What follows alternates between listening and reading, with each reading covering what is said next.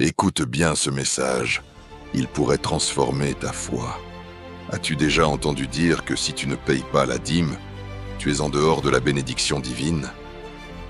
Que Dieu pourrait retenir certaines grâces, ou que ton engagement spirituel en serait impacté? On t'a peut-être dit que si tu ne donnes pas 10%, Dieu va arrêter de bénir tes finances, et que ta vie va s'effondrer.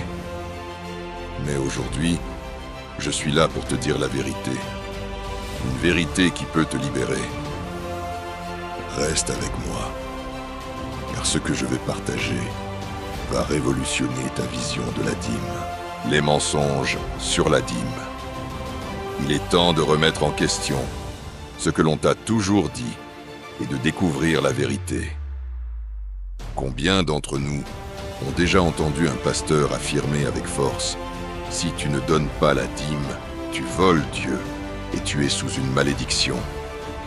Il cite Malachie 3:10 comme un marteau, te faisant croire que ta relation avec Dieu repose sur un pourcentage. Mais prends une seconde et réfléchis. Es-tu sous l'ancienne alliance ou sous la nouvelle alliance? Si tu es sous la nouvelle alliance, alors tu es sous la grâce et non sous la loi. Tu ne vis plus dans la peur d'être maudit, mais dans la liberté d'un cœur transformé par Christ. Et c'est là que tout bascule. Jésus a parlé de la dîme, oui, mais pas comme une règle rigide et universelle. Il s'adressait aux pharisiens qui vivaient sous la loi de Moïse. Et toi, es-tu encore esclave de la loi ou pleinement libéré par la grâce? La vérité que personne ne te dit. Ouvre ton cœur et prépare-toi à un changement radical. Cette révélation va éclairer ta vision et libérer ta foi. La dîme n'est pas un ticket d'entrée pour le ciel. Elle n'est pas une taxe obligatoire pour acheter la bénédiction de Dieu. Elle n'est pas une assurance anti-malédiction. Dans le Nouveau Testament, Jésus enseigne quelque chose de bien, plus grand que la dîme. Il parle d'un cœur généreux. Paul dit dans 2 Corinthiens 9:7 que chacun donne comme il l'a résolu en son cœur, sans tristesse ni contrainte, car Dieu aime celui qui donne avec joie. Regarde bien ce passage. Il n'est pas question de 10%. Il n'est pas question de peur. Il est question d'un acte d'amour et de foi. Arrête de croire aux mensonges. Il est temps de laisser la peur derrière toi et d'embrasser la vérité qui libère. Je veux que tu comprennes ceci. Dieu ne te maudira pas si tu ne donnes pas 10%. L'ancienne dîme servait à financer le temple et les prêtres, mais aujourd'hui, tu es le temple du Saint-Esprit. Ce que Dieu cherche, ce n'est pas ton argent, c'est ton cœur. Il veut que tu sois généreux, pas parce que tu es forcé, mais parce que tu l'aimes. Alors, dois-tu donner à l'Église? Bien sûr. L'Église a des besoins.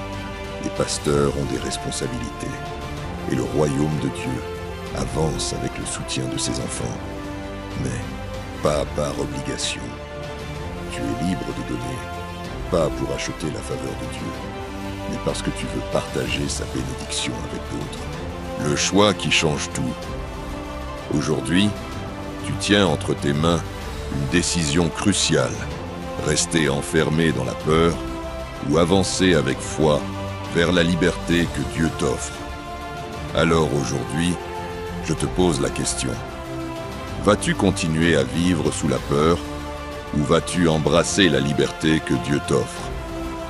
Ne laisse plus jamais quelqu'un te manipuler avec des versets hors contexte. Ne laisse plus personne te dire que tu dois payer pour être béni. Tu es béni en Christ. Décide aujourd'hui de donner, non pas par obligation, mais par amour. Non pas par peur, mais avec foi. Si ce message t'a parlé, partage-le. Quelqu'un d'autre a besoin d'entendre cette vérité. Abonne-toi, active la cloche et laisse un commentaire. Quelle a été ta plus grande révélation aujourd'hui? Souviens-toi, tu es béni, pas maudit. Marche dans cette vérité et vis dans la liberté. Abonne-toi et active la cloche pour ne rien manquer.